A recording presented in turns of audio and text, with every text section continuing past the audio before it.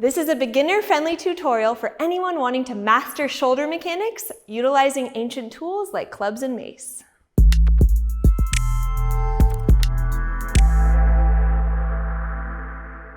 The origin of the classical exercise referred to as a mill comes from the ancient weapon called a gada. Now this is the modern rendition of that ancient tool. This is called a steel mace. I'm using a 7-pound mace, and I'll just demonstrate our end result of what we're working towards. So a two-handed mill, basically establishing an order position, swinging the mace behind the back, casting, swinging, catching. Again, nice clean swipe or shield cast behind. Eventually over time, I can hold my mace a little bit closer to the bottom, perform a swing, catch, harness the force, the leverage, swing, catch. So this is a very powerful exercise that's going to help you develop full range of motion in your shoulders. Of course, you always want to be able to go both inside and outside with your mills. And there's a lot going on here, so we're going to dissect all of the components of the mill so that we can be successful with it. So I highly recommend you start with either a 3 or a 5-pound club. This is a club bell. You can find these at TacFit. So establishing your shoulder mobility. First, establish that you have order position. Notice I've got a little bit of leverage. My arm's at 90 degrees. You can first find your shoulder cast action. This is assuming that you've used one of my joint mobility videos to warm up your shoulders and you're just getting started with your conditioning. Second phase, find your external rotation, modified side flag, place it into back position. Notice I have my hand here on my core so I can ensure that I'm engaging TVA and glutes. External rotation, modified side flag, close it up. So generally you'll perform anywhere from 5 to 10 reps depending on your strength. And then marrying those motions together, moving from a cast into a side flag, and notice the transition between the planes here. So I glide, back position, I open out, side flag. Generally in that transition between the planes, that's where you're gonna be cleaning out the cobwebs or the shoulder gravel. I get a lot of people with aches and pains in their shoulders, and it's just scar tissue, calcium deposits from old injuries. Make sure that you can establish stability first. So beginners, if this is the range that you can access here with control, start here and feel your lats. Really want to see that you're getting that full lat activation. My glutes are fully on, I'm in a hollow body, I'm imprinting a neutral posture versus being here, letting my belly fall out. I want to draw everything in. Again, I perform my 5 to 10 reps, then I externally rotate, find my back position, chin off the chest, hit my side flag, rotate in, find my order. Here, side flag, back position. Notice when I'm bringing the club into back position, I have leverage the whole time. So I go into back position and my scapula is essentially winging and tipping. So watch, this bottom of the scapula goes out and then it goes back to neutral scap and then in. Common misalignment is this, dropping back, hanging out, and then pulling down. So this is passive. I want to find maximum load bearing in the entire range. And then I can put that into a full shield cast.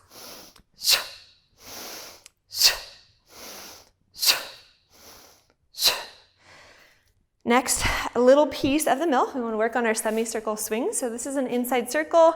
Notice, my arm is not hyperextended out like this as I swing, but it's moving with a natural torque developed from my shoulder for optimum biomechanics. So you'll see I'm moving from like a 180 degree like semicircle. It's like half of a circle. If I wanted to progress that, I could go to a torch position. Not really needed for the mill, but this is a great alternative way to build more mobility in your shoulders is can I go to a semicircle swing, torch, eventually a full circle, pausing and torch, swinging around. This is the outside circle, moving outside first. This is an inside circle. Of course, you always want to try it on both sides. So if you have tight shoulders, old injuries, just start with the semicircle swings and notice hand rotates out, hand rotates in. It's very subtle, but again, we're not locking out the elbow. We want the force to be generating from the shoulder socket and then stabilized by the latin serratus. Good, and then we've got our torch. When I'm here, I have to wrap in just a little bit and find my shoulder pack. Let it swing away from me. And then I'm wrapping in. The wrist is definitely inverted, so you want to make sure you have that wrist inversion mobility as well. Maybe you're doing a full circle. Again, pausing, stopping on a dime. Here, pack. And it's not just my elbow and shoulder that are holding this up, it's my lats, glutes, and core as well. So fully engaged in the trifecta. And then putting that together. So we got our semicircle swing order. Find our static or staccato shield cast. Back position, rotate elbow to rib, cast, swing, catch. Back position, rotate the body as you shield cast, swing, catch. Have a little fun with it. Eventually over time, especially when you're yielding a heavier club, you'll find that the club is actually going to wing out as you come into back position here. So watch this tip. As the force develops, and I've got a greater range of motion there, you're going to see that tail kind of whip out from the force here. So highly recommend building your mill mechanics. You can even use like a wooden dowel if you'd like, but build your mechanics of your mill with a lighter club, wooden dowel, a broomstick. Your shoulders are gonna thank you. And it's a great like low intensity day or just a primer for using heavy clubs. Last one. And then one more nugget of shoulder health mobility, the pericast. So you can start with your club down here. Level 1 is just internally rotating, lifting the arm, and then placing it down. Hollow body, lift, and down. Eventually, level 2, lift. You can pericast your club around your entire body. Let it come down with control. Return to the starting position. Core nice and tight, lift. If there's any pain in your shoulder, you need to regress this and just break it down to the place before pain occurs. You can switch directions. Letting the club angle down. Eventually you can use heavier clubs as well. But we're working on that spiral pattern of the shoulder, the ball and socket joint. Switch sides. Level 1, internal rotation, lift.